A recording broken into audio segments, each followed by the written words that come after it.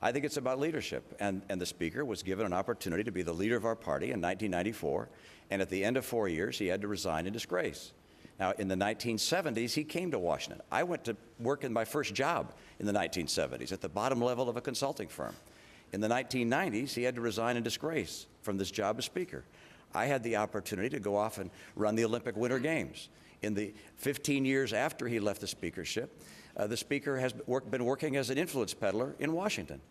Proves that you were not an historian, you were a consultant. It doesn't say that you provided historical experience, it said that you were as a consultant. Well, look, I'm not going to spend the evening trying to chase Governor Romney's misinformation. We'll have a site at newt.org by tomorrow morning. We'll list everything. He just said at least 4 things that are false. I don't want to waste the time on them. I think the American public deserve a discussion about how to beat Barack Obama. The American public deserves a discussion about what we would do about the economy. And I just think this is the worst kind of trivial politics.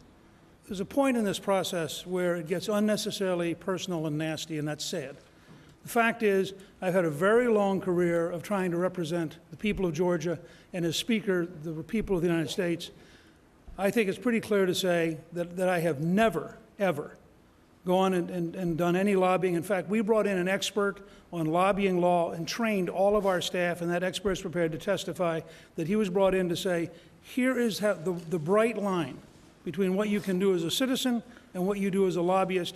And we consistently, for 12 years, running 4 small businesses, stayed away from lobbying precisely because I thought this kind of defamatory and factually false charge would be made. They didn't stand tall for the conservative principles that they argued that they were for.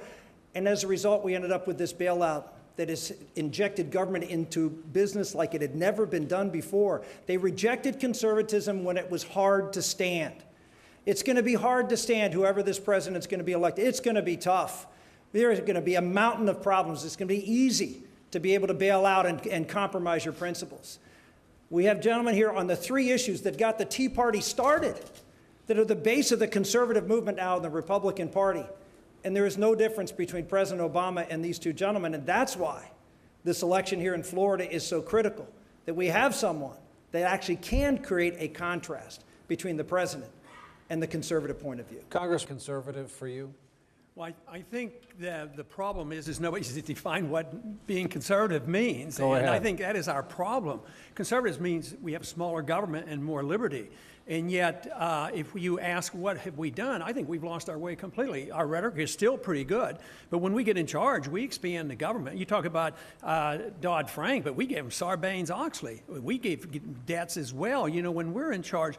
So if it means limited government, you have to ask a basic question: what should the role of government be? The founders asked that question, had a revolution, wrote a constitution. And they said the role of government ought to be to protect liberty. It's not to run a welfare state and not to be the policeman of the world.